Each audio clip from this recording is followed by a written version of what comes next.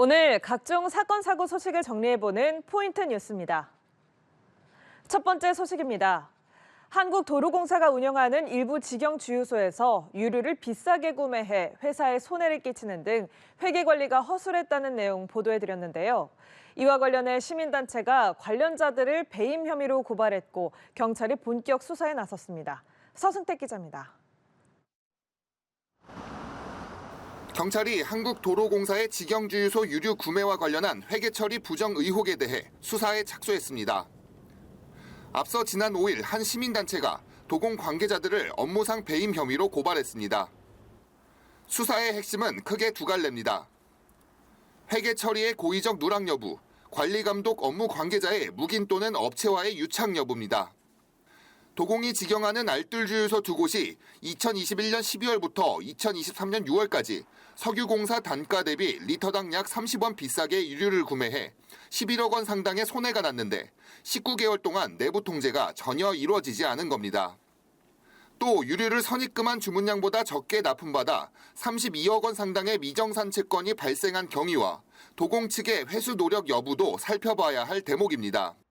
도공은 지난해 하반기 직영주유소와 휴게소 운영 전반에 걸친 감사를 실시해 여러 문제들을 적발, 관련자 4명을 징계했습니다.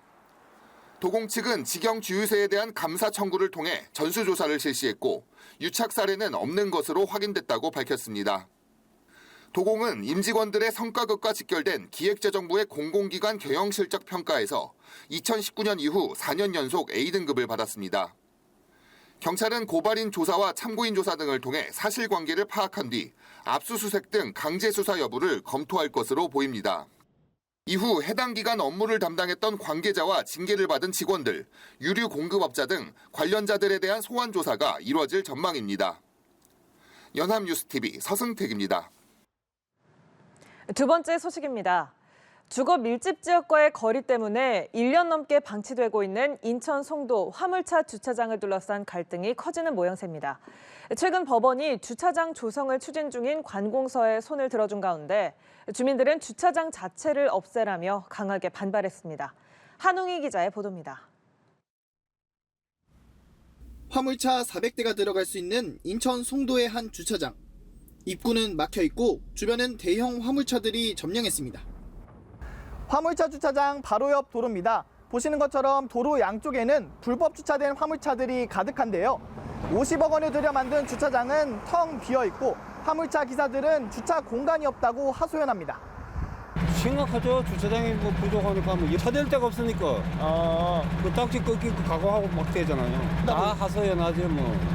주차장이 1년 넘게 개점 휴업 상태가 된 건 인근 주거지와의 거리 때문입니다. 주민들은 화물차 주차장이 학교 등 주거지와 너무 가깝다는 이유로 안전 문제 등을 제기하며 수년째 반대하고 있습니다. 중학교하고 화물주차장 부지가 정확히 직선거리로 970m 정도 이격이 돼 있습니다. 그러니까 주민들 생활권하고 화물차 주차장에서 출입하는 화물차하고 충돌을 피할 수가 없는 구조입니다. 주거지역으로 향하는 길목이 화물차 통행금지 도로로 지정됐지만 제대로 된 단속이 없다 보니 이마저도 제대로 지켜지지 않고 있습니다. 인천시 역시 주민 반대 등을 이유로 무인주차 관제시설과 사무실 등을 설치하기 위한 가설 건축물 축조 신고를 반려해왔습니다. 주차장 조성을 추진 중인 인천항만공사 측은 행정소송까지 제기했습니다. 하지만 최근 법원이 인천항만공사 측에 손을 들어주면서 주민들의 반발도 거세지고 있습니다. 주민들은 기자회견을 열고 잘못된 도시계획에 애꿎은 주민들 희생만 강요하고 있다며 화물차 주차장 폐지를 주장했습니다. 한편 인천시는 가설 건축물 신고 요건 말고도 법적으로 다툴 부분이 있다며 항소할 계획을 밝혔습니다. 연합뉴스TV 한웅입니다. 다음 소식입니다.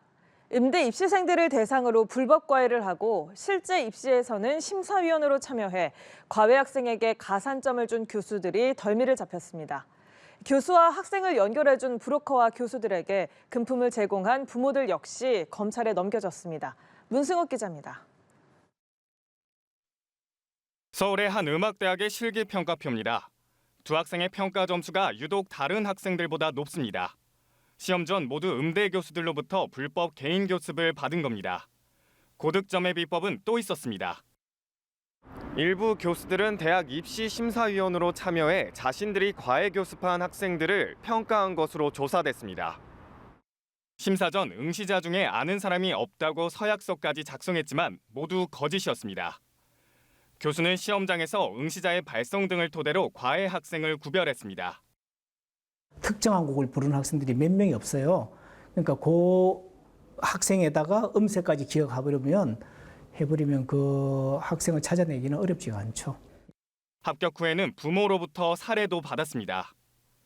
서울대와 경희대 등 총 4개 대학에서 심사를 한 교수 5명이 업무방해 혐의로 검찰에 넘겨졌고 특히 숙명여대 심사교수 1명은 구속됐습니다. 교수와 학생을 연결한 브로커 A씨도 같은 혐의로 송치됐습니다. A씨는 2021년 1월부터 약 2년간 미신고 교습소를 운영하면서 교수들에게 소개비를 받고 입시 준비생들을 소개했습니다. 교수들은 A씨와 공모해 총 240여 차례 성악 수업을 진행하며 1억 3천만 원 상당을 교습비로 챙겼습니다. 경찰은 금품을 제공한 학부모와 단순 불법 과외를 한 교수 등 12명도 추가로 적발해 송치했습니다. 연합뉴스TV 문승욱입니다. 마지막 소식입니다. 최근 전국에서 가장 유명한 빵집, 아마도 대전의 명물 성심당일 겁니다. 대전에서만 맛볼 수 있고 싸고 맛있는 빵을 판매해 큰 인기를 끌고 있는데요. 최근 성심당 대전역점이 임대 만료를 앞두고 있다고 알려졌는데 이 임대료를 두고 논란이 이어지고 있습니다. 이호진 기자입니다. 대전역 안을 다니는 사람들 2명의 1명꼴로 손에 똑같은 종이봉투를 들고 있습니다. 모두 대전역 안에 있는 제과점, 성심당에서 구매한 빵들입니다. 성심당은 전체 4개 지점이 있는데 모두 대전에만 있어 다른 지역에서는 빵을 구매할 수 없습니다. 저희 경기도 광주에서 성심당 이용하려고 대전까지 왔고 이제 성심당 이용해서 광주로 돌아가려고 합니다. 이렇게 기차를 타고 대전역으로 와 빵을 사서 다시 바로 돌아갈 수 있어 성심당 대전역점은 본점 다음으로 매출이 높은 지점입니다. 이런 성심당 대전역점이 올 10월 계약기간 만료를 앞두고 있습니다. 성심당은 당초 지난 2016년 처음 코레일과 계약을 맺고 대전역에 입점한 뒤 월 임대료 1억 원 상당을 내고 운영을 해왔습니다. 하지만 그 사이 운영 주체가 코레일 자회사인 코레일유통으로 바뀌었고 계약 기준도 달라졌습니다. 새로운 계약은 해당 지점의 최소 월 매출 대비 17에서 49%의 수수료를 책정해 경쟁 입찰 방식으로 이뤄집니다. 코레일 유통 측에서 책정한 성심당 대전역점의 월 최소 매출은 26억 원 상당. 성심당은 새로운 계약을 하려면 기존의 4배가량인 최소 4억 4천만 원 상당을 월세로 내야 하는 상황입니다. 대전역 2층 마지방에 위치한 300제곱미터 규모의 이 매장에 대한 운영자 모집 공고가 계속되고 있지만 5차례 연속 유찰됐습니다. 계속된 유찰로 임대료는 코레일 유통 규정상 최소치인 3억 900만 원 선까지 떨어졌습니다. 성심당도 입찰에 참여했지만 입찰 금액을 맞추지 못해 계속 유찰되는 상황.